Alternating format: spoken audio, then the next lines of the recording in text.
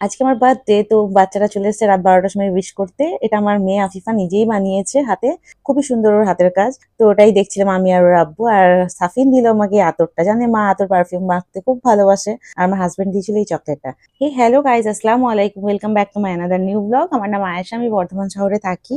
আচ্ছা, হাজবেন্ড তো শুধু চকলেট দেয় না, হাজবেন্ডের কাছ থেকে ওয়াইফরা অনেক কিছু নিয়ে থাকে। তো আমি ব্রেকফাস্ট করে নিলাম, আর এগুলো সব অর্ডার করা ছিল। আমার আরো জিনিস অর্ডার করা আছে, কিন্তু আনফরচুনেটলি এখনো আসেনি। তো ব্রেকফাস্ট করে উঠে ওটাই খুলে দেখছিলাম। ও মানে মিস্টেকলি মানে ছোট অর্ডার করে দিয়েছিল জুতোটা একটু। তো ওটাকে আবার আমি রিটার্ন করে নিয়ে আবার যেটা মাপ আমার লাগবে ওটা অর্ডার করে দিয়ে তারপর বাকি ঘরের কাজ, ঘর গোছানো, এখানে ওয়াশিং মেশিনে কাপড় দেওয়ার ছিল ওটা দিয়ে নিলাম। দিয়ে করে কাল রাত্রেবেলায়, মানে তার আগের দিন রাত্রেবেলায়, আমার তো বার্থডে 5 তারিখে ছিল, আর 4 তারিখে রাত্রেবেলায়, রাতে মানে সন্ধ্যেবেলায় ও একটু ইলিশ মাছ নিয়ে এসেছিল। জানি আমি ইলিশ মাছ খেতে প্রচুর ভালোবাসি, মানে প্রচুর মানে প্রচুর। যাই হোক, ওই মাছটাকে একটু ধুয়ে নুন হলুদ মাখিয়ে রেখে দিলাম।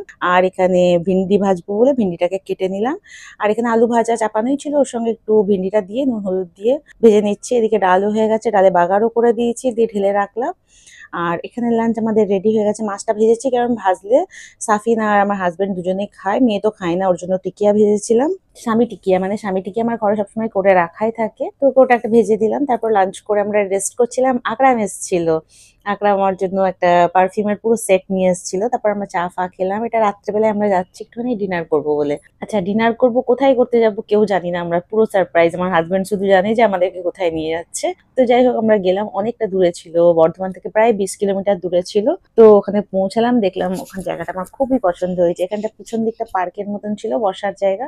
কিন্তু বর্ষাকাল যেহেতু একটু কাদা কাদা ছিল। যদি জানতাম যে এই জায়গাটাতে আসছি, তাহলে অবশ্যই একটু সন্ধ্যে সন্ধ্যে আসতাম। ও অনেকক্ষণ ধরেই বলছিল যে রেডি হও রেডি হও, আমি দেরি করেছি। যাই হোক, এসে আমার তো খুব ভালো লাগলো জায়গাটা।